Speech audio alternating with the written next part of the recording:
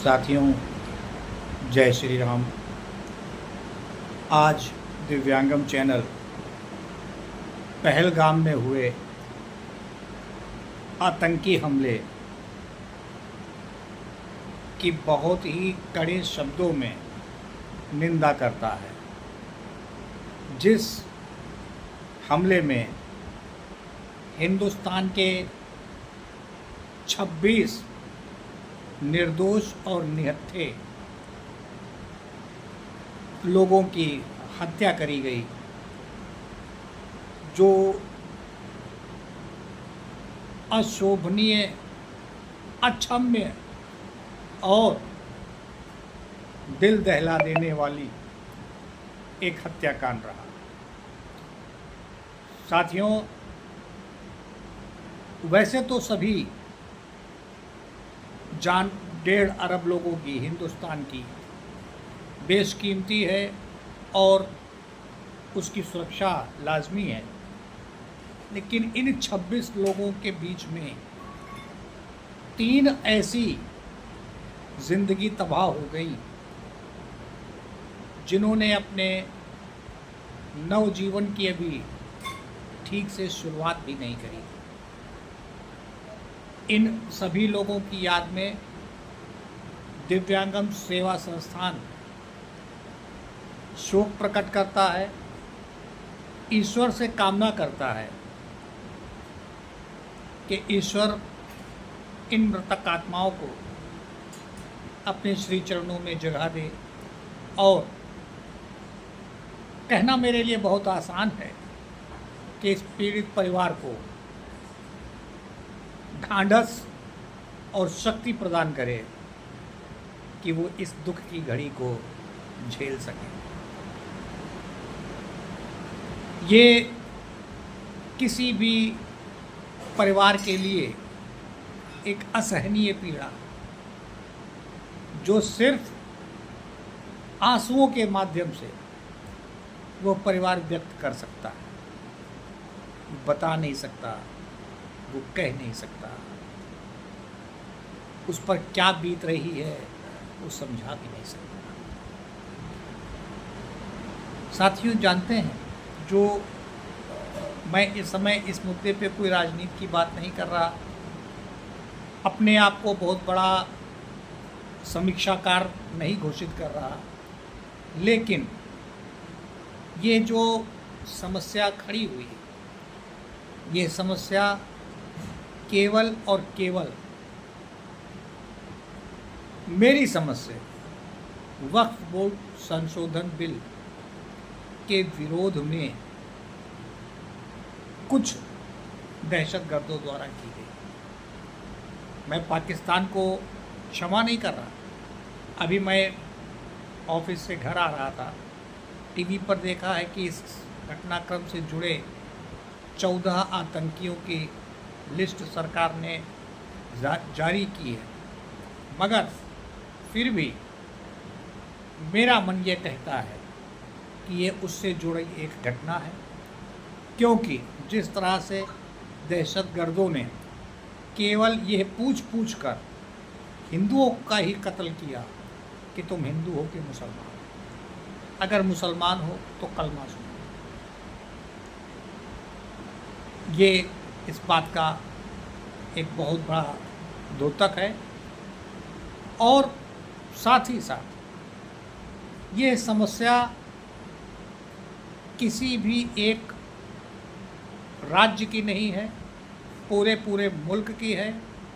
और इस दुख की घड़ी में, इस जो एक राजनीतिक शोक, सामाजिक शोक की घड़ी में, मैं न केवल पीड़ित पक्ष के साथ हूँ, बल्कि साथ में केंद्र सरकार के साथ हर कदम से कदम मिला के मैं रह रहा हूँ, खड़ा हूँ, इसलिए कि इसकी सज़ा में पाकिस्तान को, पड़ोसी मुल्क को बहुत कायदे से कड़ी आप सज़ा दें।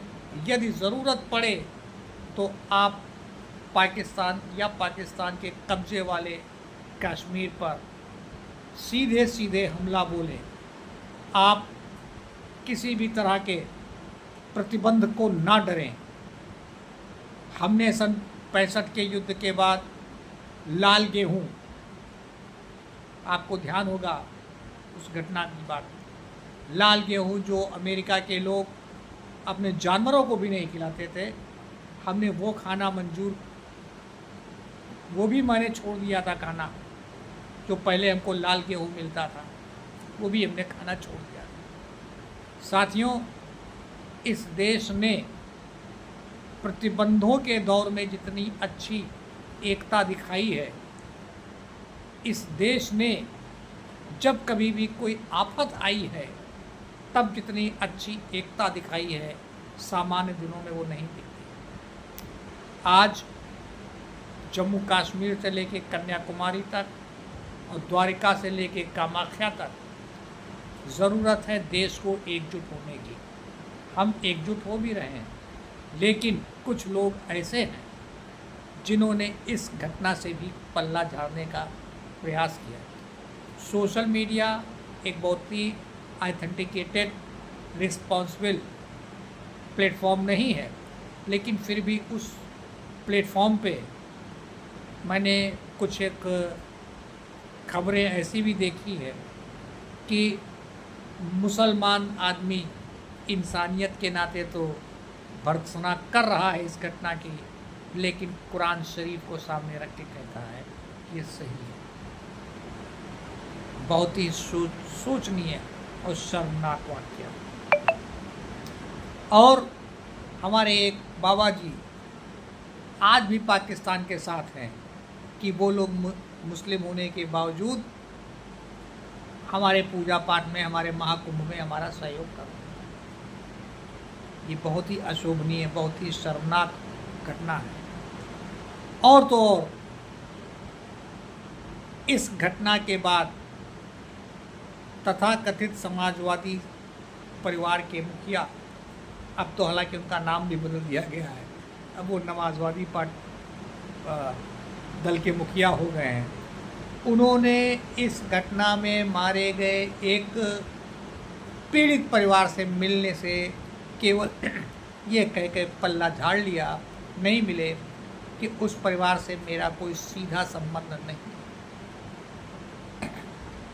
यही साहब तभी कहते थे कि मैं मुख्तार अंसारी के परिवार के एक एक सदस्य से मिला हूँ और दुख की घड़ी में मैं उसके साथ हूँ। तो इसका मतलब मुख्तार साहब से इनके डायरेक्ट संबंध थे, क्या थे, कैसे थे? साथियों, ये घटना केवल आज की नहीं है, ये घटना कांग्रेस के पोषित और शासित 60 सालों का अंजाम है। और मैं आज इन सब बातों पर कोई चर्चा ना करके मैं सीधे सीधे आदरणीय प्रधानमंत्री और गृह मंत्री और रक्षा मंत्री से हाथ जोड़कर ये प्रार्थना कर रहा हूँ कि जैसे आपने अब तक देश के मान को विश्व पटल पर बनाए रखा है, ठीक उसी तरह आप विश्व पटल पर आज भी हिंदुस्तान के सिरमौर को बिल्कुल आन बान शान से रहने दें। और जिस तरह से आपने सन 2019 था, शायद 18 था या 19, पुलवामा अटैक हुआ था, पुलवामा अटैक के बाद आपने जिस तरह से कार्यवाही करी, अभिनंदन सैनिक के पाकिस्तान में बंद होने के बाद आपने उनकी रिहाई के लिए जिस अंदाज में बात करी, मैं चाहता हूँ उससे भी ज़्यादा सख्त कार्रवाई आपको इस पहलगाम के हत्याकांड के बाद करनी होगी। और मैं आपसे वादा करता हूँ कि अगर आपकी सेना चाहे तो आप उसको रिज़र्व कोटे में रखें। हिंदुस्तान का एक एक आदमी आपके साथ है। आप ये समझ लीजिए कि 1.5 अरब आबादी को आप केवल ये आदेश दे दें कि तुम सब लोग पाकिस्तान चलो, जिस अंदाज में कभी सुभाष चंद्र बोस ने कहा था दिल्ली चलो, आप उस अंदाज में एक बार कहिए कराची चलो, लाहौर नहीं, लाहौर तो पास में है, कराची चलो, इस्लामाबाद चलो। देखिए ये मुल्क किस तरह से इन 26 निर्दोष लोगों की हत्या का बदला लेता है। आज मेरे पास कुछ विशेष नहीं है क्योंकि आज दिव्यांगम सेवा संस्थान दिल से गमगीन है। आगे के एपिसोड में अगर ज़रूरत पड़ी तो इस घटनाक्रम के बारे में कुछ और खुलासे करूँगा। अगली बार फिर मिलेंगे, तब तक के लिए राम राम।